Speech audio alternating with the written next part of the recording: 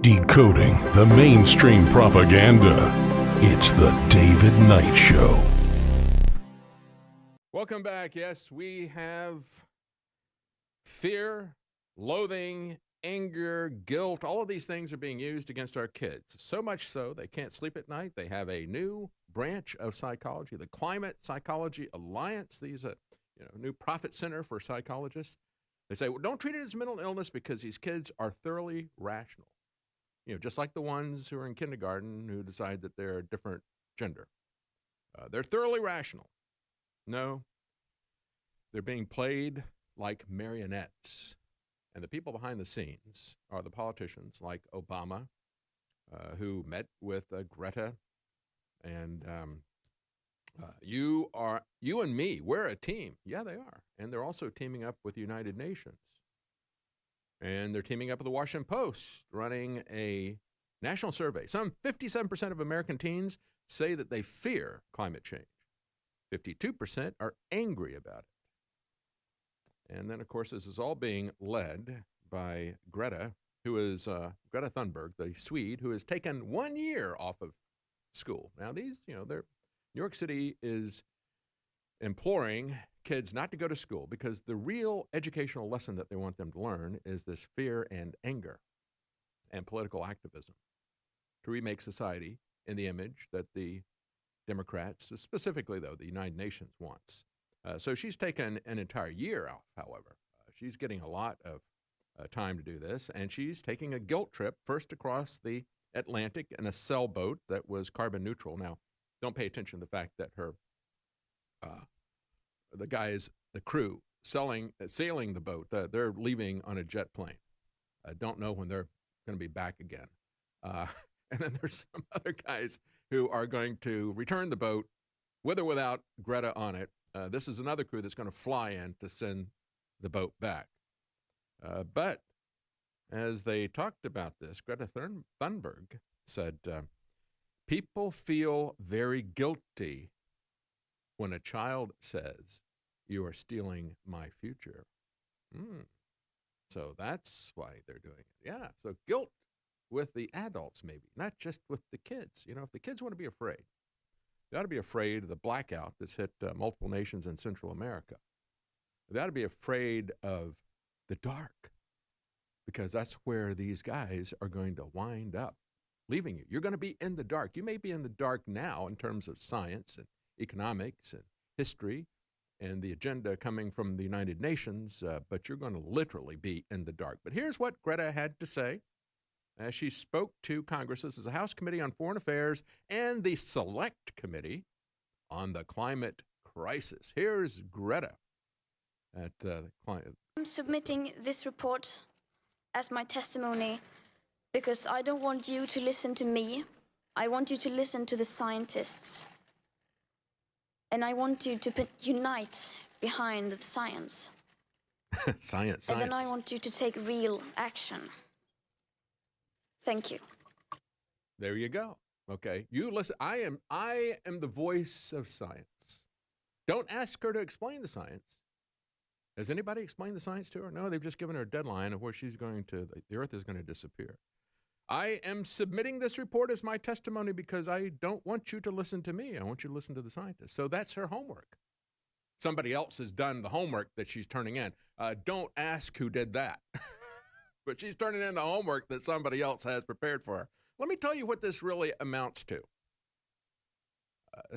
Again, one of my favorite science fiction films, Village of the Damned. And they keep talking about how it takes a village to raise a child.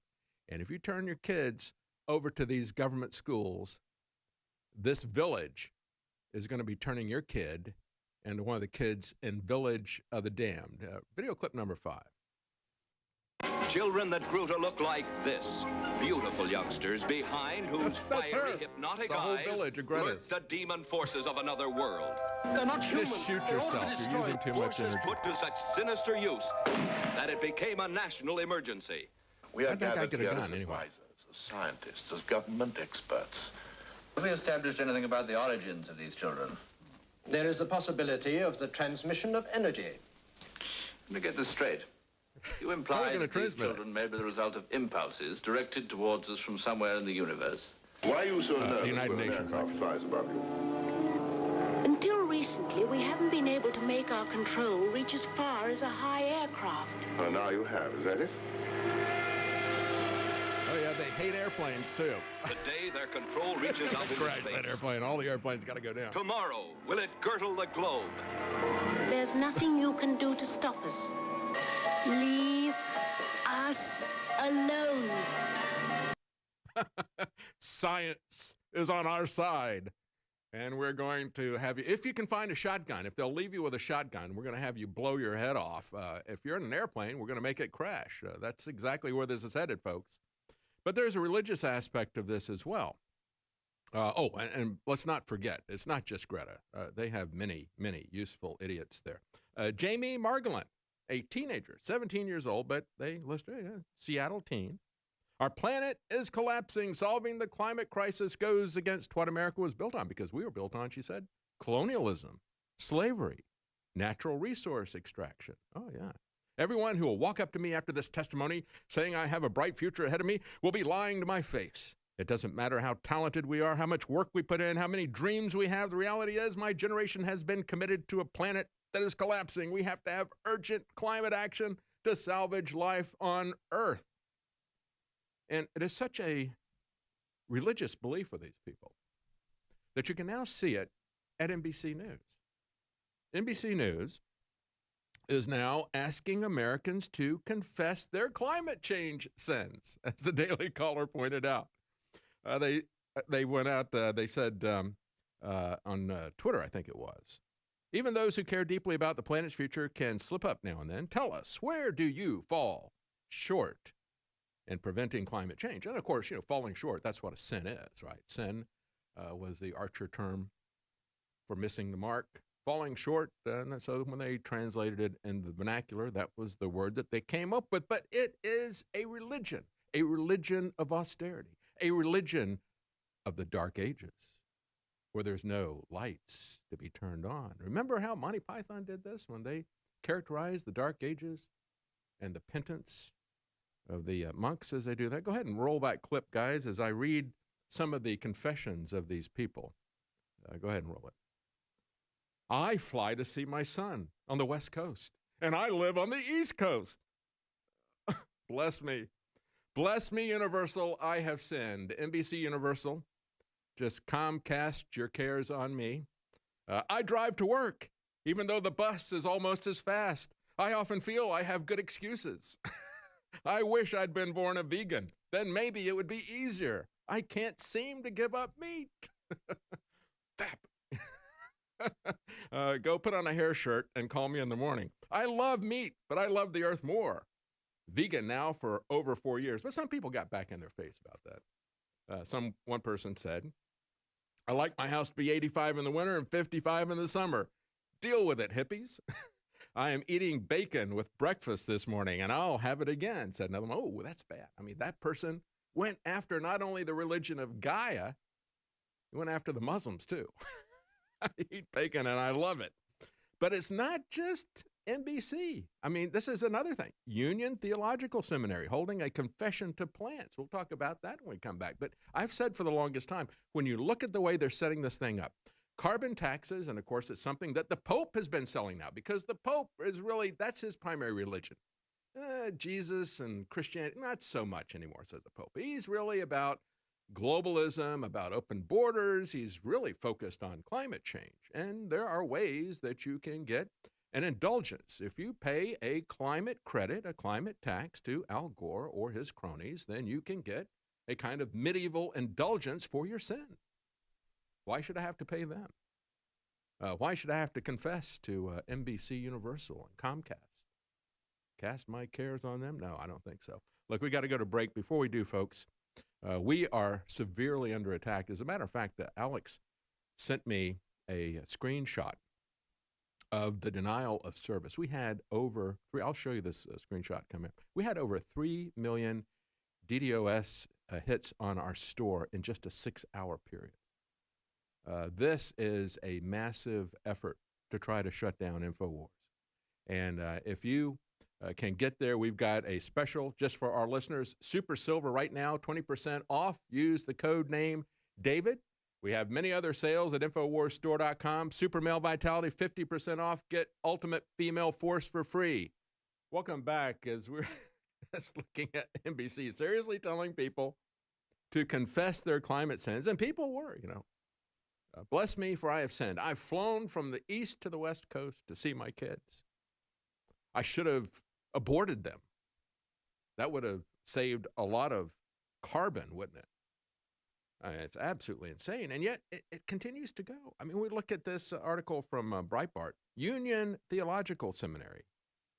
This is a quote-unquote seminary in New York that is separate and apart from the government schools, because the government schools are really the seminaries that you're sending your kids to. They're instilling in them a worldview, a culture, a religion that is absolutely foreign to you and that you really don't know anything about. But here's what they're telling them at this so-called seminary. They had a ceremony this Tuesday, 2 days ago. Members of the community placed plants in the center of the chapel and confessed their sins to the plants. Today in chapel, we confess to plants, they tweeted, along with a picture of the ritual. Today, we held our grief, our joy, our regret, our hope, our guilt, our sorrow in prayer, offering them to the beings who sustain us, but whose gift we too often fail to honor. Rejecting God, the creator of the earth, they worship the creation. We're living in Romans 1 right now. This society has gone off the rails. It's absolutely amazing, isn't it? Isn't it? We worship and serve the creatures and the creation that God created. We worship the earth, Gaia, as I've talked about. James Lovelock, when I took my kids to the UK in 2001, before September 11th, by the way, wouldn't have wanted to travel after that, as draconian as things have gotten. But actually, prior to the TSA regimes and so forth, it used to be what we'd call a vacation, to go fly somewhere. I call it an ordeal now. But when we went to the UK, and we were on a train, and I saw a magazine, somebody left behind, Science magazine. They were all about James Lovelock and his climate emergency and his man-made climate change and how it was destroying Gaia. And I've told you, we went to the Children's Museum, let them blow off some steam up on the 3rd floor. They had a play area, and they were just broadcasting this loop of Gaia theory, how the earth was a living organism and humans were a virus, and we've got to eliminate that virus. At least keep it under control. We got to have massive population reduction. This is the religious aspect of the false science that the UN IPCC is selling everybody and their climate agenda. So they actually have a religion with that, Gaia. And he's the father of that. He took a Greek goddess, Gaia, Mother Earth, and he used a little bit of anthropomorphism and said, yeah, it's really a living organism. And you hear this all the time, especially out of Hollywood, got a hurricane there. Mother Earth is very angry with us, says Bette Midler and all the people in Hollywood. They're very angry with Trump. Gaia is sending a hurricane against Trump, they all say. Remember Jennifer Lawrence did that movie, Mother, ! To make it exciting like Jeb Bush did. Jennifer Lawrence should have burned fossil fuels instead of her career. But she burned her career pretty bad. But there's like, what do you confess to the plants in your life? Asked the tweet. And so they said, we're going to develop new liturgies by which to mourn, grieve, heal, and change in response to our climate emergency. I couldn't be prouder to participate in this. So if you're poking fun, we'd only ask that you also spend a couple of moments asking, do I treat plants and animals as divinely created beings? Yes, I have respect for the environment. I believe in stewardship, but I do not worship created things. And you shouldn't go to a seminary that does either. And you shouldn't pay any attention to the UN or to Greta. We'll be right back. Stay with us.